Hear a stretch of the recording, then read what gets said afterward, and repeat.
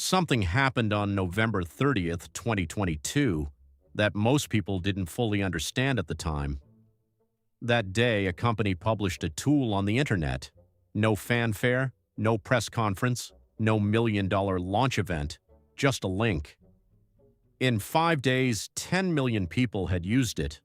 In 2 months, 100 million. Never in the history of technology had anything grown that fast. Not the telephone, not television, not the internet.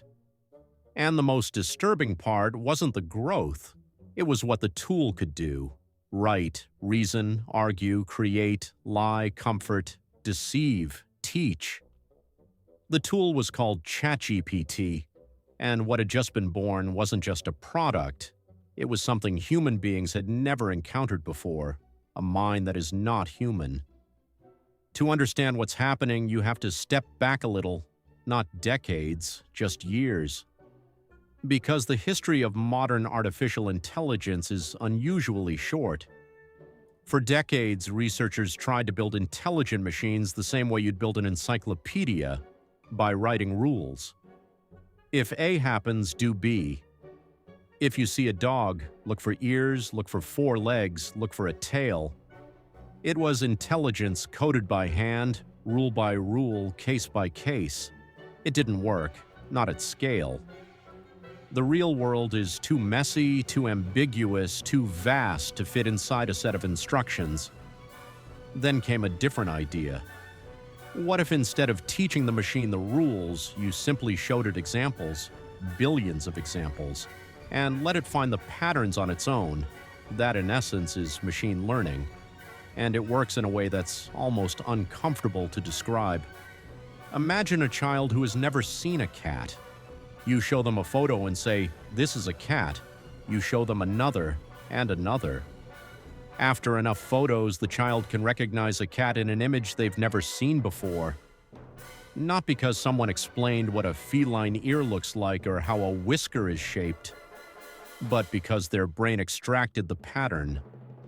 Modern artificial intelligence models do exactly that, except instead of hundreds of photos, they process hundreds of billions of words, images, conversations, books, scientific papers, code, YouTube transcripts.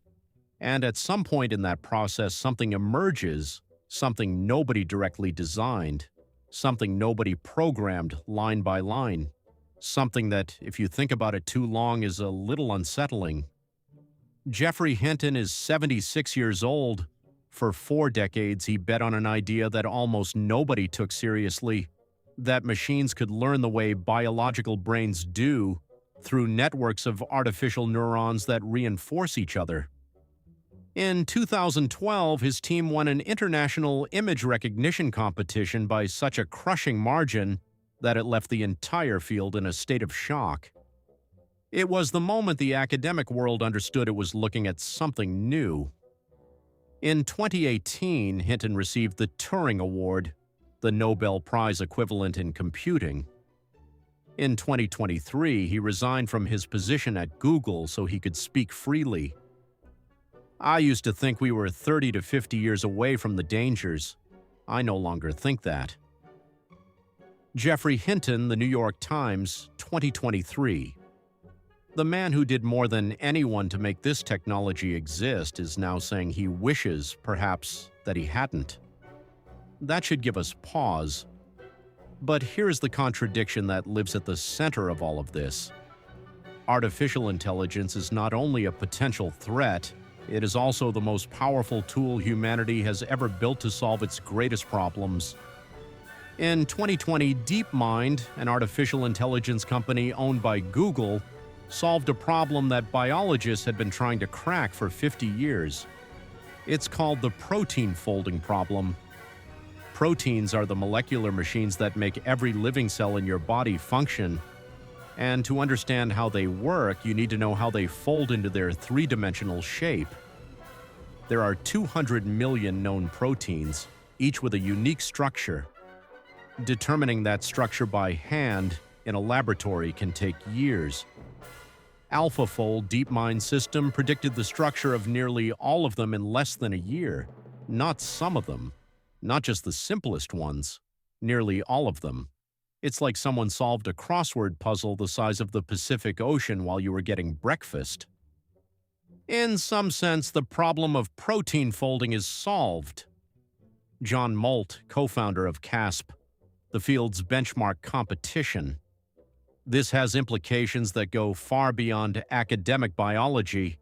It means we can design drugs with unprecedented precision. It means diseases that seemed untreatable because we didn't understand the molecular machinery behind them are now within striking range.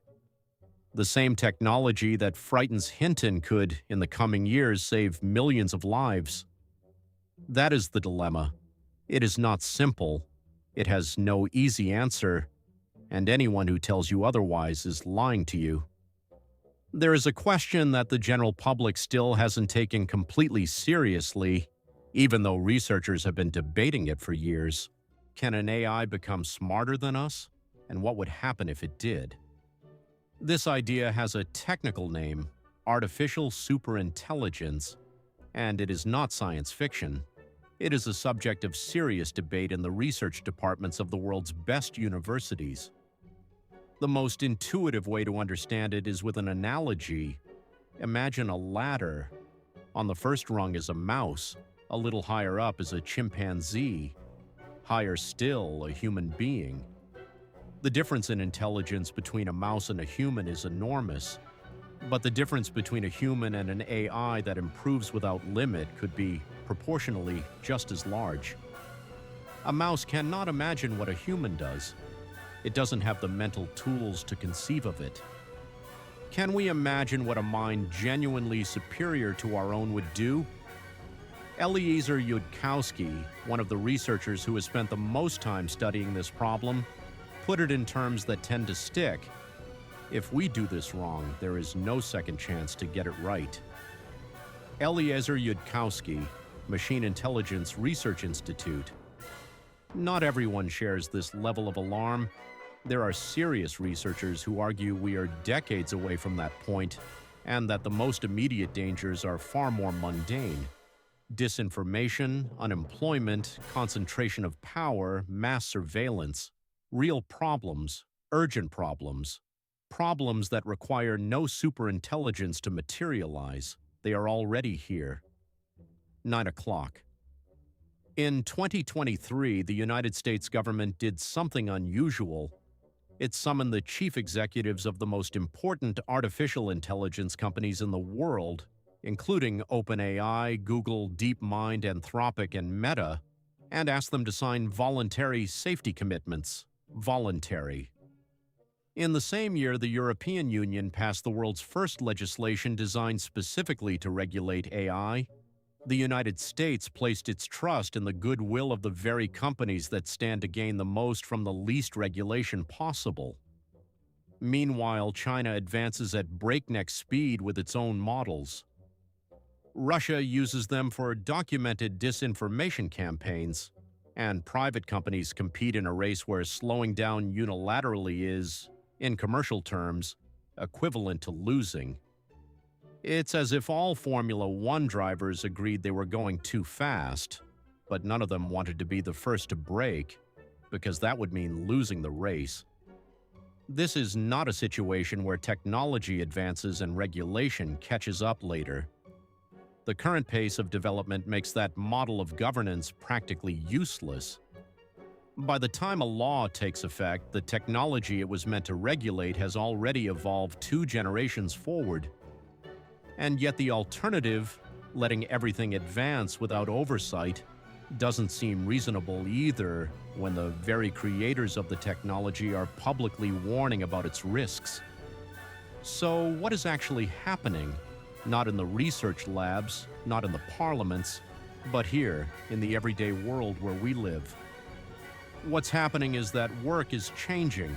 Not all work, not immediately, but in ways that are visible if you know where to look.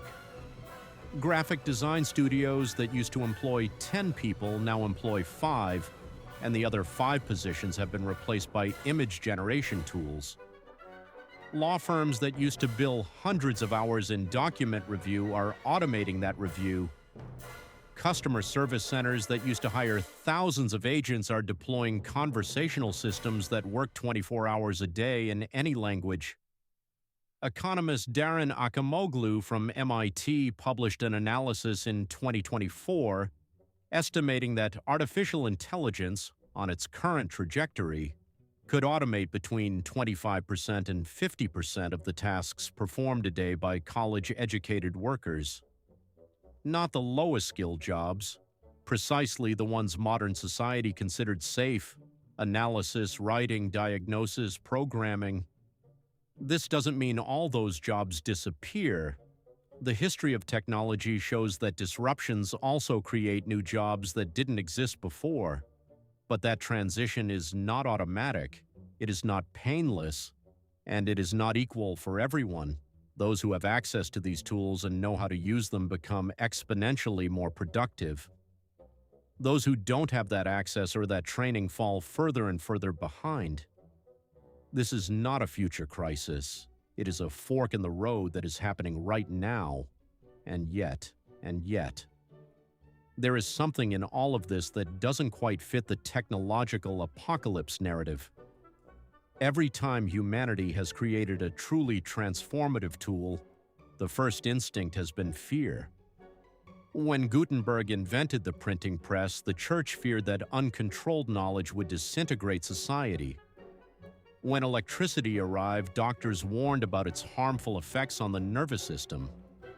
When the internet connected the world, commentators predicted the end of privacy, attention, and human conversation. It's not that those fears were completely irrational. Some materialized in ways we hadn't anticipated. But the final result was not the end of humanity. It was a different humanity, with new problems and new possibilities.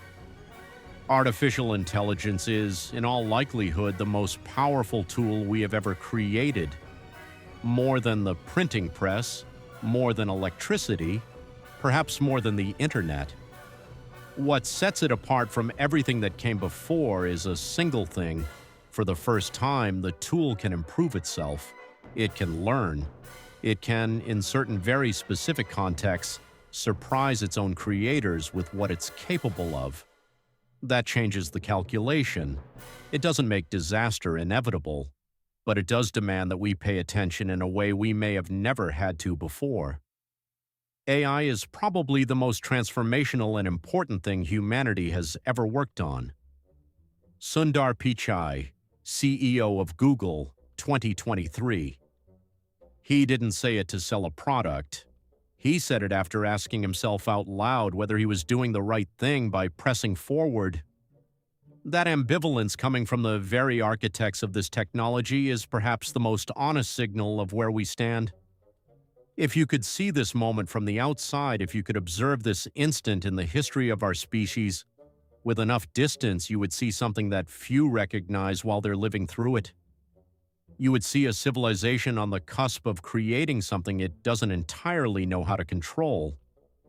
You would see brilliant scientists building the most powerful tool in human history, while simultaneously signing letters asking for its development to be halted. You would see companies competing at speeds their own engineers describe as madness. You would see governments rushing to regulate something they can no longer stop.